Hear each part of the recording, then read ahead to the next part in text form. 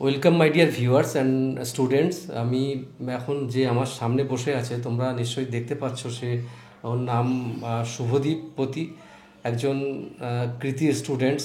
তো আজকে ওর সঙ্গে আমরা কথা বলবো আর জেনে নেব ওর জীবনে কীভাবে ও পারফর্ম করেছে এবং কীভাবে দিনের পর দিন কনসিস্টেন্সি রেখে ও এগিয়ে চলেছে এবং আজকে মেট্রো রেলে চাকরি করে। আর ওর চাকরি সম্পর্কেও আমরা জানতে চাইবো। তো এহেনও একটা ইন্টারভিউ বলা যায়, কথোপকথন বলা যায়। তাই এটার পেছনে কারণ হচ্ছে যে যাতে আমরা যারা পরবর্তী স্টুডেন্ট যারা আছে তাদের মনের জোর বা তাদের মনের সাহস এসব থেকেই কিন্তু আসে। তো শুভদীপ, তোমার সঙ্গে প্রথম পরিচয় করে দিই, তোমার সম্পর্কে একটু বলো। আমার নাম শুভদীপ, আমি কাজরা গ্রাম অন্ডার ব্লক, পশ্চিম বর্ধমান থেকে। আমি তপবনে তপবনের 144 নম্বর ব্যাচের স্টুডেন্ট। আর এখানে আমি বিটেক করেছিলাম ইঞ্জিনিয়ারিংয়ে। তারপর তপবনে কোন সাবজেক্টে? বিটেক আমার ইলেকট্রিক্যালে। আচ্ছা আচ্ছা। তারপর তপবনে বিটেকের পরে আমি তপবনে চলে আসি, কারণ গভর্নমেন্ট জব পাওয়ার শুনেছিলাম খুব ভালো, মানে বন্ধুদের মুখ থেকে শুনেছিলাম খুব ভালো এখানে হয়, তাই আমি এখানে চলে আসি তপবনে করতে। আর আমার এখান থেকে আমার যেমন ভাবে স্যার বলে সেরকম ভাবে পড়ে। এখন কোথায় চাকরি করছিস সেই সম্পর্কে যদি একটু বলিস। মেট্রো রেলওয়ে কলকাতাতে ইস্টার্ন রেলওয়ের মাধ্যমে যে 2019-এর এনটিপিসি ছিল সেটা দিয়ে। আচ্ছা, এই ব্যাপারে আমি ডিটেল জানবো। তার আগে একটু ভালো লাগার কথা বলি। মানে কদিন আগে মেট্রোতে আমি আর রাকেশ যাচ্ছিলাম, পার্থ সারথী ওর সঙ্গে দেখা হয়েছিল। অনেকের সঙ্গে দেখা হয়ে খুব ভালো লেগেছিল। তো শুভদীপের সঙ্গে সেদিন দেখা হয়নি যদিও। তো এবার আমি জিজ্ঞেস করবো শুভদীপকে যে কিভাবে পড়াশুনো, জীবনে কিভাবে পড়াশুনো করে, বা আজকে যে তুই রেলের চাকরি করছিস, তা জীবনটা তো এরকম হয় না যে আমি প্রথমে জীবন ছোটোবেলা থেকে রেলের চাকরি করবো, এরকম তো না। জীবন কিভাবে গড়ে উঠেছে, মানে কিভাবে পড়াশুনো বা কীরকম কি চিন্তা ভাবনা ছিল মানে শৈশবে এরকম? আসলে বিটেক শেষ করা অবধি 2017 অবধি অত মানে ছিল না, গভর্নমেন্ট পাওয়া নিয়ে অত টেন্ডেন্সি ছিল না। তারপর আমার কিছু বন্ধু আমার কলেজের যারা এই তপবনে পড়তো আর কি, তো আমার তাদের সঙ্গে ফোনে আলাপ হতো। তো তারাই আমাকে বলেছিল যে এরকম আছে, আমরা এখানেই পড়ি। তো ওদের কাছ থেকে প্রথম শুনি, সত্যি কথা বলতে গেলে ওদের কাছ থেকে প্রথম শুনি। অ্যান্ড দেন আমার একটা বন্ধুর সঙ্গে এসে রিমা ম্যামের কাছে আমি জয়েন করেছিলাম 144-এ। আমার এখনো ওই দিনটা মনে পড়ে।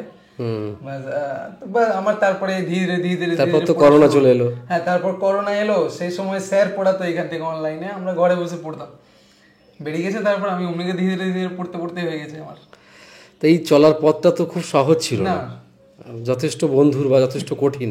তো আগামী প্রজন্ম তো সবসময়ই ভয় পায় যে কি করব কি না করব।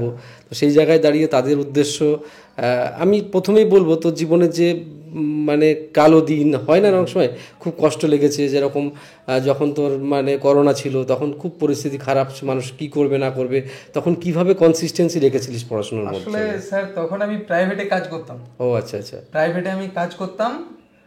মানে প্রাইভেটে কাজ করা যেমন ছিল, শনিবার দিন আমাদের মর্নিং শিফট থাকতো, আমি বেরিয়ে যেতাম মর্নিং শিফট করে, বাড়ি চলে আসতাম। এন্ড দেন রোববার দিন আপনার দুটো দিন ক্লাস ছিল, আপনার একটা দিন ক্লাস করতে আসতাম আপনার রোববার দিন। তো আমি ভোরে, আমাদের ওখান থেকে ট্রেন ছাড়তো, বিধান ধরে আমি আসতাম এখানে। মানে তোর ওখান থেকে আসতে কতক্ষণ লাগতো? আমাদের ওখানে 6টার সময় অন্ডাল জাংশনে দাঁড়াতো ট্রেনটা, সেই ট্রেনটা ধরে আমি বেরিয়ে যেতাম আপনার ব্যান্ডেল আসার জন্য, বা বর্ধমান থেকে লোকাল ধরে বেরিয়ে যেতাম। না, ওটা তো ব্যান্ডেল ঢোকে না, বিধানটা ব্যান্ডেল ঢোকে না, ওটা কট লাইনে বেরিয়ে। তো আমি বর্ধমানে নেমে ট্রেন ধরে আমি ভদ্রেশ্বর চলে আসতাম ডাইরেক্ট। তাহলে যাতায়াতের পথ তো খুব কঠিন ছিল। আপনাকে বলে দিতাম যখন মানে আপনি ক্লাস করাতেন, আমরা বলে দিতাম স্যার ট্রেন আছে বেরিয়ে যাচ্ছে। আচ্ছা আচ্ছা আচ্ছা। হ্যাঁ, ওইরকম 4:30 ট্রেন ধরে, আবার ব্যান্ডেল থেকে 4:30 ট্রেন ধরে আমি বেরিয়ে যেতাম। অনেক দূর দূরান্ত থেকে তপবনের স্টুডেন্ট আসে। আমি এটা খুব খারাপ লাগে যে এত কষ্ট একজন স্টুডেন্টরা করার পরও যখন সাকসেস অনেকে হয় না, সেক্ষেত্রে খুব কষ্ট হয়। তো এই যে যারা সত্যিকারেই অনেস্টলি পারফর্ম করে তাদের পক্ষে কিন্তু যথেষ্ট ভালো একটা ব্যাপার আর কি। আচ্ছা, এই তপবনের পড়াশুনো সম্পর্কে দু চার কথা, মানে এখানকার সিস্টেম বা এখানকার মানে ক্লাসের ব্যাপার, এখানকার যারা আমরা রয়েছি মানে পড়ানোর জন্য, বা আমাদের যারা নন টিচিং স্টাফ, সব ব্যাপারে যদি একটুখানি আমি জানতে চাইছি। মানে আমি রয়েছি বলে যে সব কিছু ভালো ভালো বলতে হবে তা না, মানে যে আসল ঘটনাগুলো যেটা মানুষ জানা উচিত যে মানুষের। আমি সত্যিকারে বলতে গেলে যে মানে তপবন আমাদেরকে আসার পরে আমি যে নোটগুলো মানে স্পেসিফিক্যালি দিত তপবন থেকে, তার আগে সুকুমার স্যার আমাদেরকে একটা কথা বলেছিল যে কিভাবে নোটগুলোকে তৈরি করতে হবে। যে একটা নোটকে আমি মনে করুন ধরো একটা সপ্তাহে 3 দিন পড়লাম একটা নোট কন্টিনিউয়াসলি, বা সোমবার দিনকে একটা নোট পড়লাম, দ্বিতীয় দিন একটা নোট পড়লাম, তৃতীয় দিন একটা নোট পড়লাম। স্যার কীরকম ভাবে করাতো, স্যার এই 3 দিন পড়ার পরে স্যার বলতো 4 নাম্বার দিনে প্রথম দিনের নোটটা কিন্তু রিভাইজ করবি। কীরকম ভাবে, আমরা যে প্রথম দিন পড়লাম বলতো যে আমরা একদিন পড়লাম না, তখনই কিন্তু 70% আমরা ভুলে গেলাম জিনিসটা। তো তার ওটা রিপিট করতে হবে আমাদেরকে একটা জিনিস। আর স্যারের পরীক্ষাগুলো হতো, আমি সবসময় সিরিয়াসলি নিয়েছিলাম স্যারের পরীক্ষাগুলোকে। কেন সিরিয়াসলি নিয়েছিলাম, কারণ প্রত্যেকটি স্যার দেখতাম যে প্রত্যেকটি পরীক্ষাতে আগের পরীক্ষার কিছু কোশ্চেন থাকতো আর কিছু কোশ্চেন থাকতো না।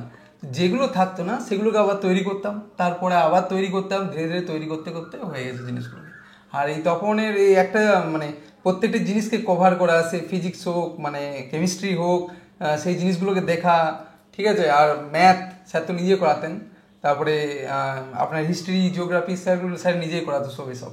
তা আমি এগুলো এমনি করতে করতে ধীরে ধীরে ধীরে ধীরে ধীরে ধীরে জিনিসগুলো বেরিয়ে যায় আমার। আসলে মেন পয়েন্ট ওটাই ছিল যেটা আপনি বলেছিলেন, প্রত্যেকটা কথা মাথায় ছিল। আচ্ছা, তপবনের অ্যাম্বিয়েন্স মানে তপবনের পরিবেশটা কেমন লাগতো? এখানকার পরিবেশ, এখানে আসলে যে পড়াশোনার একটা গতি বাড়ে এরকম কি মনে হয়? হ্যাঁ, এবারে মানে আমি এটা কেন বলছি শুভদীপ, মানে এটা আমার আলোচনা, মানে যে একজন মানুষ শান্তিনিকেতন, বোলপুর বা তুই অন্ডাল থেকে আসছিস মনে কর, ঠিক আছে, কেউ কলকাতা, কাকদ্বীপ, বিভিন্ন জায়গা থেকে আসে, যে একজন মানুষ আজকে তপবনে এত দূর দূরান্ত থেকে আসে। আমাদের তো নিজস্ব দুটো হোস্টেল আছে, প্রচুর লোক ভদ্রেশ্বরের আশেপাশে থাকে, সেটা তুইও জানিস বা এরকম, কিন্তু বহু লোক কিন্তু ডেলি প্যাসেঞ্জারি করে, মানে এই এসে তা কী এমন ব্যাপার, কী এমন মানে জাদু তপবন স্টাডি সেন্টারে রয়েছে যার জন্য একজন মানুষ সেই সকাল 5টার সময় 6টার সময় ঘুম থেকে উঠে রিফ্রেশ হয়ে সে পড়তে যাচ্ছে, সারাদিন তার পড়ার মধ্যে কাজে লেগে যাচ্ছে। আমি কিন্তু এই প্রশ্নের উত্তর পেয়ে যাই, বাট আমার মনে হয় যে স্টুডেন্টরা এত পরিশ্রম করে কেন, মানে এটা আমি তো যদি নিজস্ব ব্যক্তিগত যদি কিছু থাকে যে সেটা আমার একটু জানার ইচ্ছে, এত দূর থেকে কেন মানুষ আসে এখানে। 2017-র আগে বা 2018-র আগে বাস্তবটা ঠিক মতন জানতে পারিনি। আচ্ছা, ঠিক আছে। আপনি যখন তপবনে এলাম, সুকুমার স্যার আমাকে প্রত্যেকটা জিনিস আমার সবাইকেই বলতো, এমন নয় যে আমাকে পার্সোনালি বলতো, জিনিসটা সবাইকেই বলতো যে বাস্তবটা কতটা কঠিন হয়ে আছে বা তোদের চাকরি পাওয়াটা কতটা কঠিন। এবারে স্যারের মোটিভেশন থাকতো সবসময়, প্রত্যেকটা কথা মোটিভেশনের সঙ্গে বলতাম, আমরা নিতাম, মোটিভেশন হিসেবে নিতাম ওই কথাগুলো। তো তপবনে যখন আমি এখানে ঢুকতাম দেখতাম চারিদিকে অনেক ছেলে দেখতাম। তো ওরা মানে কি বলবো, সবাই সেই জিজ্ঞেস করতো কত নাম্বার কত নাম্বার পেয়েছে এরকম জিজ্ঞেস করতো। তো নিজেদেরও মনে হতো যে আমিও, ওই ছেলেটা হাত তুললো তা আমিও পরের বার 90 এরকম তুলে দেখিয়ে দেবো, হ্যাঁ করবো। তো সেরকম স্যার মনে করো সবসময় পরীক্ষা নেয়, ঠিক আছে, হঠাৎ করে পরীক্ষা নিত, এইসব নিত। তো আমাদের মধ্যে একটা থাকতো যে আমাকে ভালো রেজাল্ট করতে হবে, তাহলে আমি ওখানে দাঁড়াবো যে আমি হ্যাঁ এত পেয়েছি, 90 পেয়েছি, 100 পেয়েছি, এরকম একটা নিজের ভিতর মোটিভেশন কাজ করতো। হ্যাঁ, বাস এরকম ভাবে ওরকম চেষ্টা করে যেতাম। যদি একবার না হতো, প্রথমে তো কত পেয়েছিলাম, 136 পেয়েছিলাম ফার্স্ট পরীক্ষায়, মনে আছে কেন আমার, 136 পেয়েছিলাম ফার্স্ট পরীক্ষাতে। আর যখন আমি এখান থেকে বেরোই তখন মানে এনটিপিসির আগে 100-তে আমার 82-83 উঠে গেছিল। স্যার বলেছিল যে 82-83 আমার কাছে পেয়েছিস মানে তুই ওখানে আরো ভালো পাবি, আরো ভালো পাবি ওখানে, আর পেয়েও ছিলাম। আচ্ছা, এবার আসি আমি এনটিপিসির কথায়, নন টেকনিক্যাল পপুলার ক্যাটেগরি। এই পপুলার কথাটা থাকার জন্য এই পোস্টের কম্পিটিশন 1000 গুণ বেশি। এই পপুলার কথাটা কাজটা ততটাই পপুলার নয় যতটা পপুলার, মানে সম্মানটা পপুলার এখানে। তো এই যে কাজ, এই এনটিপিসি পরীক্ষা তো সামনেই আবার আসতে চলেছে, তো এই পরীক্ষা সম্পর্কে একটা স্টুডেন্টকে যদি মনে কর যে পারফর্মিং অবস্থায় রয়েছে, যে পড়াশুনো করছে ঠিকঠাক মতো, তাকে কিভাবে এগোতে হবে সামনের দিনগুলো? এখানে অনেকগুলো পয়েন্টই বলা হয়েছে আমার। প্রথমত স্যার, আমি যেরকম ফিল করেছি আর কি, যে যখন মানে অনেক সময় লাগে উদাসীন লেগে যায়, যে আমার পড়তে ইচ্ছা করে না বা মন করছে না, তো স্যার তখন আমাদেরকে বলতো যে যদি পড়তে মানে মন করছে না, তো দেখ তো যদি মন করছে যে একদিন রেস্ট নিবি, তাহলে তুই রেস্ট নিয়ে নিতে পারিস, একদিন রেস্ট নিয়ে নে, কিন্তু পড়াটা কন্টিনিউয়াস রাখবি, মানে জিনিসটাকে অল্প হলেও পড়বি জিনিসগুলো, যে এমন নয় যে একবারে পড়া ছেড়ে দিলাম ঘরে বসে গেলাম, ওই রকম যেন না হয়। তো তো ওই জিনিসটাই কিন্তু বাকিদের জন্য, যে ওরা ছেড়ে দিলে চলবে না, কন্টিনিউয়াসলি কিন্তু জিনিসগুলো পড়তে হবে, মানে কন্টিনিউয়াস পারফর্ম পড়তে হবে। যে পরীক্ষা যদি মন করছে যে আমি আমার পড়তে ভালো লাগে, তো পরীক্ষা দিই, পরীক্ষা দিয়ে যেই কম নাম্বার পাবো অমনি মনে হবে যে স্যার আমি আমার দ্বারা হচ্ছে না, বাকিরা এগিয়ে গেল আমার থেকে, বা এরা এত বেশি নাম্বার পেয়েছে আমার নাম্বার নেই। তো ওই কম্পিটিশনটা ভিতরে ভিতরে চলে আসবে যে আমাকেও না পড়তে হবে, আমার পড়া হচ্ছে না। তো আরও অনেক আছে, যেমন তোমার কি বলে, মনে করো কোনো একটা সাবজেক্ট পড়ছো, মানে যে কোনো সাবজেক্টই হোক, হিস্ট্রি হোক, জিওগ্রাফি হোক, বা পলিটি হোক, বা যে সায়েন্সের স্টুডেন্ট আছো, তো তাদেরকে কীরকমভাবে এগোতে হবে, যে মনে করো অনেকটা হিউজ হিউজ তো সমুদ্র, এটা স্ট্র্যাটেজিকে একটা সমুদ্র, তো ওগুলোকে না অল্প অল্প করে পড়ে পড়ে এগোতে হবে। একদিনে যে আমি সব করে নেবো সেটা হবে না। কে কি আবিষ্কার করেছে, হ্যাঁ, কোথায় কি আছে, কি স্রোত মানে কারেন্ট আছে মহাসমুদ্রে, সেগুলো একদিনে হয় না। ওইসব জিনিসগুলো শর্টকাটগুলো ধীরে ধীরে ধীরে ধীরে তৈরি করতে হবে, হ্যাঁ, অল্প অল্প করে নিজের মধ্যে জমাতে হবে আর কি, ধীরে ধীরে এগোতে হবে জিনিসগুলোতে। ধীরে ধীরে এগোবে, দেখবে একদিন সমুদ্র ঠিক পার করে যাবে আর কি, বলতে গেলে। তো ওইটাই আর কি, এটা একটা মেন ইয়ে, যে ধীরে ধীরে এগোতে হবে। এত একসঙ্গে অনেকটা জিনিস দেখলে না মনের মধ্যে একটা ভয় উৎপন্ন হয়, স্বাভাবিক। ওটা অত্যধিক ভয় পেয়ে না না লাভ নেই, কারণ ভয় পেয়ে তো চাকরি হবে না। না, আর এই লাইনে যখন একবার নামা হয়েছে, তখন এই লাইনে যদি আমি ভালোভাবে কৃতকার্য না হতে পারি, তা পুরো টাইমটা লস। তো সেই হিসেবে সেরাটুকু দিতে হবে, এটাও টার্গেট আমাদের নিতে হবে। আচ্ছা, এখন কর্মজগতে চলে এসেছিস, মানে কাজ করছিস, বিভিন্ন রকমভাবে বিভিন্ন লোকের সঙ্গে পরিচয় হচ্ছে, তারপরে পেমেন্ট পাচ্ছিস, এই তো আবার একটা কার্ডও পেলাম, মানে বিয়ের কার্ড, বলতে অসুবিধা নেই তো? আচ্ছা, যা হোক, বিয়ের ডেটটা বলছি না, তখন সবাই চলে যাবে বলে। তো এই ব্যাপার, তো জীবনের একটা স্টেজে চলে এসেছিস এখন। সরকারি চাকরি পাওয়া মানুষের জীবনে তো একটা অত্যন্ত চাওয়া পাওয়া থাকে, সেটা পেয়েছিস, সেখান থেকে একটা খুশির ব্যাপার রয়েছে। তো এখন এই চাকরির সময়ে কেমন লাগছে? আর রেলের চাকরি সম্পর্কে যদি মানুষদের একটু, মানে ভিউয়ার্সদের একটু বলা হয়। আচ্ছা, তোর কীরকম কাজ বা কী করতে হয়, পোস্টের নাম? দেখো, মানে যখন আর কি রেলের চাকরিতে ঢুকে যাওয়ার পরে, প্রথমত যখন দেখবে তুমি, আমি যেমন স্টেশনে দেখি যে অনেক প্যাসেঞ্জার দাঁড়িয়ে থাকে, আর মাঝখানে আমি ড্রেস পরে যাই আর কি, তো সবাই আর কি যখন বলে, অনেকেই স্যার স্যার করে আর কি, স্যার এদিকে রাস্তাটা কোথায়, এদিকে রাস্তাটা কোথায়। তো আরও অনেকজন আছে, যেমন তোমার টিকিট কাউন্টারে, সবাই তো ভালো হয় না, কিছু কিছু জন ভালো হয়, কিছু কিছু জন যেমনই হয় আর কি। তো ওরা আসে, তো অনেকেই বলে স্যার এখানে দিন 5 টাকা, স্যার আমার কাছে 5 টাকা। আমি যদি মনে করুন চাইলাম যে 5 টাকা দরকার, তো অনেকেই বলে যে হ্যাঁ স্যার 5 টাকা নেই, এরকম আর কি। অনেক ছোট ছোট জিনিসগুলোকে আমি এত গুরুত্ব দিয়ে দেখি যে মানুষ সম্মান দিচ্ছে আর কি। তো আর নিজেরই একটা আলাদা অনুভব হয় যখন গ্রামে যাই, ঠিক আছে, আর বা বন্ধুদের মাঝে হোক, তখন মনে হয় যে হ্যাঁ কিছু একটা জীবনে করতে পেরেছি। এমন একটা নয় যে হেলাফেলা হয়ে গেছে আর কি। জীবনে একটা কিছু করতে পেরেছি লাইফে, আমি যেটা করতে চেয়েছিলাম এতদিন ধরে, যে হ্যাঁ একটা সরকারি চাকরির জন্য আমি প্রিপারেশন নিচ্ছি, আমি লাগিয়ে ছাড়বো যেমন করে হোক, সেটা আমি করতে পেরেছি। আমার আমি যে তখন পাগল হয়েছিলাম 6 বছর, সেই পাগল হওয়াটা আর কি সমর্থ হয়েছে যে আজ আমি চাকরিটা পেয়ে বেরিয়ে গেছি। আচ্ছা, তো মার্কস সম্পর্কে যদি জিজ্ঞেস করি, কোন মনে আছে কিছু? হ্যাঁ, মার্কস মনে আছে। মার্কস কিরকম পেয়েছিস? মার্কস আমি CBT 1 আমার এখনো মনে আছে। তার 2 মাস আগে আমি প্রাইভেটে চাকরি ছেড়েছিলাম, নভেম্বর মাসে, আর জানুয়ারি মাসের 21 তারিখ আমার পরীক্ষা হয়েছিল সম্বলপুরে। না, প্রথম প্রিটা হয়েছিল আমার ইয়েতে, আপনার ওই কলকাতার গীতবিতানে হয়েছিল 21শে জানুয়ারি। তো সেখানে আমি স্যার বলেছিল যে বেশি যেগুলো জানিস না, মানে স্যারের ছোটো ছোটো যে ইম্পর্টেন্ট কথাগুলো থাকে না, খুব ধ্যান দিয়ে আমি শুনতাম জিনিসগুলো কী বলছে স্যার। তো আমি কি করতাম, স্যার বলেছিল যে যেগুলো 100% আছিস সেগুলো প্রথমে মেরে দিস, ঠিক আছে, সব বার করে নিস একদম, আর শেষে যেগুলো পড়ে থাকবে সেগুলোর মধ্যে কীরকমভাবে করতে হয়, স্যারও ওটারও আমাকে একটা টিপস দিয়েছিল। মনে করুন 4টে অপশান আছে, তো সেই 4টে অপশানের মধ্যে দেখতে হবে যে তুই অপশান সম্বন্ধে কিছু জানিস কি না। যে 4টে অপশান আছে, মনে 2টো বেরিয়ে গেছে, 2টো তুই জানিস, আর 3 নাম্বার অপশানটা সম্বন্ধে তোর আইডিয়া আছে যে এই অপশানটা এই কোশ্চেনের অ্যান্সার হবে না, তাহলে আমার 4 নাম্বারটা আমার অ্যান্সার। তো এইরকম এই ছোটো ছোটো জিনিসগুলো আমাকে প্রিতে হেল্প করে। কীরকম, আমি 100তে অ্যাটেন্ড করেছিলাম 86টা না 85টা অ্যাটেন্ড করেছিলাম। আমি 3টে মোটেই কোশ্চেন ভুল করি, মাত্র 85-এর মধ্যে 3টে কোশ্চেন ভুল করি। বিশাল ব্যাপার। আমার 81 নাম্বার ছিল, 82 আর 81, 3টের জন্য 1 নাম্বার গেছিল, তো 81 পেয়েছিলাম। তো ওখানে অনেকগুলো কোশ্চেন ছিল যেগুলোর না আমি 4টে অপশনের মধ্যে 2টো অপশন জানতাম, 2টো অপশন সম্বন্ধে আমার কোনো আইডিয়া ছিল না। তো সেগুলোর মধ্যে আমি 2টো অপশনের মধ্যে দেখতে যাচ্ছিলাম যে এর সম্বন্ধে কোনো কিছু কি মনে পড়ছে। তো যখন হালকা 2টো পয়েন্ট মনে পড়লো যে না এই ব্যক্তিরা তো এর সঙ্গে যুক্ত হবে না, তখন আমি বাকি 2-3টে কোশ্চেন মেরে দিয়ে যখন বেরিয়ে গেছি আর এসে পড়ে যখন দেখেছি যে আমার রাইট হয়ে গেছে জিনিসগুলো, তো হ্যাঁ তখন এই পয়েন্টটা কিন্তু স্যারের ওই পয়েন্টটা কিন্তু ওখানে কাজে লেগে গেছিলো, আমার স্যারের কথাগুলো কিন্তু ওখানে কাজে লেগে গেছিলো। আর ম্যাক্সিমাম সব কমন পেয়ে গেছিলাম, এমন নয় ম্যাক্সিমাম সব কমন, মানে হয়তো এটা হার্ডলি 2-3টে কোশ্চেন হবে যেগুলো আমার আর কি কোশ্চেন একটু আলাদা হয়েছিল, তো বাকিগুলো কিন্তু ম্যাক্সিমাম কমন ছিল। আমার তো খুব তাড়াতাড়ি শেষ হয়ে গেছে, মানে আর কি 85টা কোশ্চেনের অ্যান্সার দেওয়া হয়ে গেছে আমার। তো আমার 81 ছিল, সেখান থেকে 87 আর কি ওই তখন নর্মালাইজ করে 87 হয়েছিল। এটা ছিল প্রিতে। আর মেন্সে আমাদের 9 মে 10 মে 2টো হয়, লেভেল 6 আর লেভেল 4। সেটা আমার সম্বলপুর উড়িষ্যাতে আমার এক্সাম ছিল।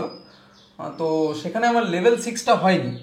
আমি স্যারকে এসে পরে ফোন করেছিলাম, মানে পরীক্ষা দেওয়ার পরে এসে স্যারকে ফোন করেছিলাম। স্যার বলেছিল ঠিক আছে যা হয়েছে হয়েছে, তারপরের দিনটা ভাব, আর কিছু করার তো নেই। তারপরে লেভেল 4টা যখন পরের দিন গেলাম, সত্যি বলতে গেলে রাতে আমি ঘুমাইনি, গোটা রাত আমি টেনশনে গোটা রাত ঘুমাতে পারিনি। পরের দিন সকালে যেমন করে হোক পরীক্ষা দিতে গেলাম, আর বিশ্বাস করবে না ওই দিনকে না ম্যাক্সিমাম জিনিস কমন পেয়ে গেছি। আমি তো বিশাল খুশি ভিতর থেকে, বেরিয়ে গেল এটা।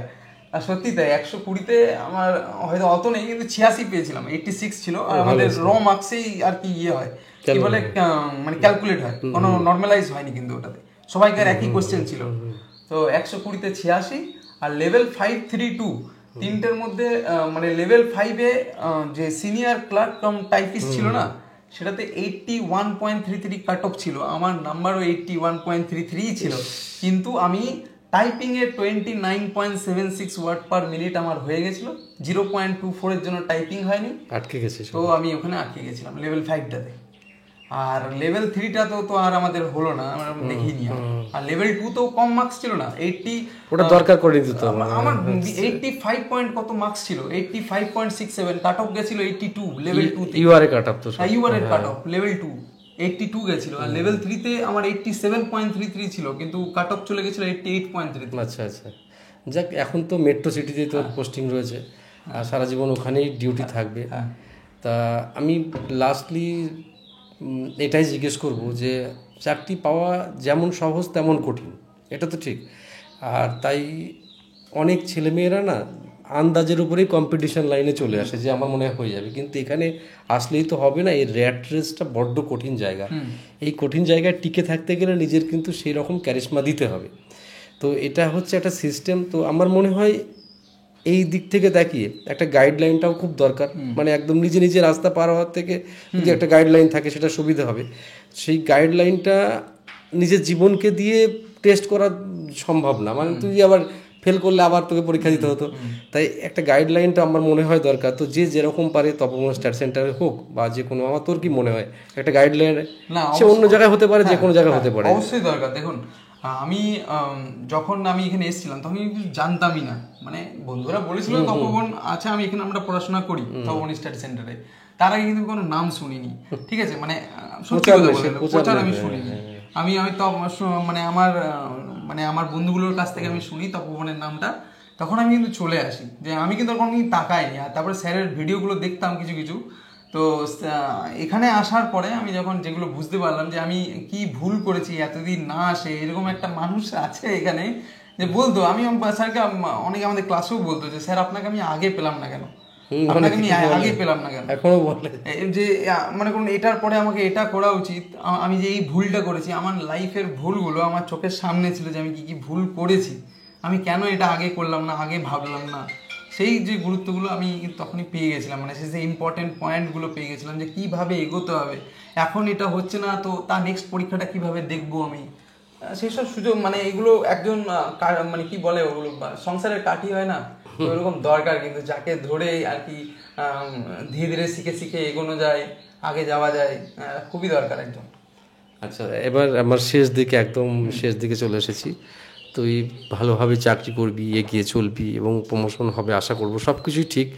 আমার নতুন প্রজন্মের যে প্রিয় স্টুডেন্টরা থাকবে তাদের উদ্দেশ্যে শর্টলি দুই একটা কথা বলে দা বিগ এন্ড করবো আজকের ইন্টারভিউ। মানে দু চারটে কথা বলে যে তোদের কি কি প্রিকশন নেওয়া দরকার, কীরকমভাবে পড়বে, কত ঘন্টা পড়া টড়া, এরকম তোর নিজের সাজেশন আর কি। আচ্ছা, একটা সাজেশন আর কি। দেখো তোমরা এখানে মানে এখানে যে আসছো, সব থেকে বড় জিনিস তোমাদের সময় দিচ্ছ, সে 8 ঘন্টা হোক 10 ঘন্টা হোক, এই সময়টা কিন্তু বেরিয়ে গেলে আর পাবে না কিন্তু। সত্যি কথা বলতে গেলে বাকি সব কিছু হয়তো হয়ে যাবে, আজ টাকা নেই কাল হয়ে যাবে, কিন্তু সময় কিন্তু ফিরে পাওয়া যাবে না যেমন করেই হোক।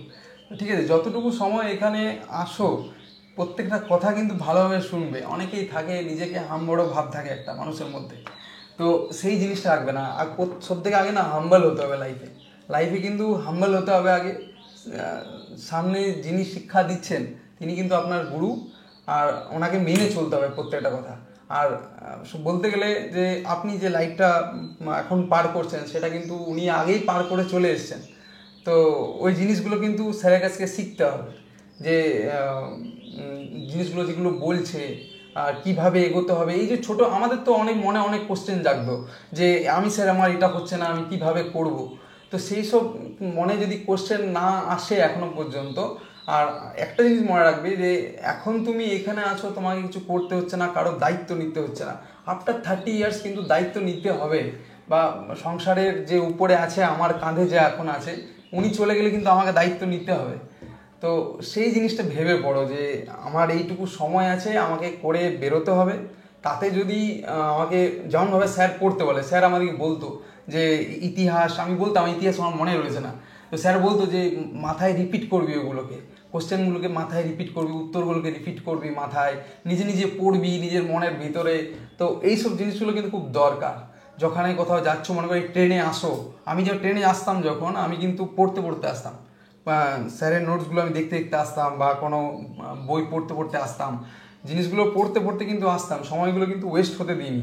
ঠিক আছে, যখনই যেখানে যেতাম পড়তেই যেতাম। এমন নয় যে মোবাইল ঘাটছি, মোবাইল কিন্তু আমি কন্টিনিউয়াস 6 ইয়ার্স আমি মোবাইল ঘাটিনি, মোবাইল ঘাটতামই না। ঠিক আছে, আর মাঝে মাঝে যখন দরকার হতো, এই করোনার আগে আমাদেরকে স্যারের ক্লাস করাতো আমাদেরকে। ঠিক আছে, করোনার পর যখন খুব ওয়েবটা এলো যখন, সেই সময় করোনার সময় বন্ধ হয়েছিল, তখন আমরা অনলাইন ছাড়া উপায় ছিল না, তখন ইউটিউবে আমরা স্যারের ক্লাস করেছি। বা তো এই এখনকার সময়টা না খুবই ইম্পর্টেন্ট সময়, আগেকার দিনটা আরও কঠিন হতে আছে। দেখছো তো এই কিছুদিন আগে একটা রিপোর্ট দেখবে এনটিপিসির কতটা ফর্ম ফিল আপ জমা হয়েছে, আর কোটির উপর ছাড়িয়ে বিশাল, মানে ভাবা যায় আর সিটও নেই অত। তাহলে কীরকম মানে লড়াইটা হতে যাচ্ছে, কীরকম হার্ড হতে যাচ্ছে আগেকার দিনগুলো। বাস পড়তে থাকো, ছাড়া চলবে না, কিন্তু হারা চলবে না কোনো মতেই।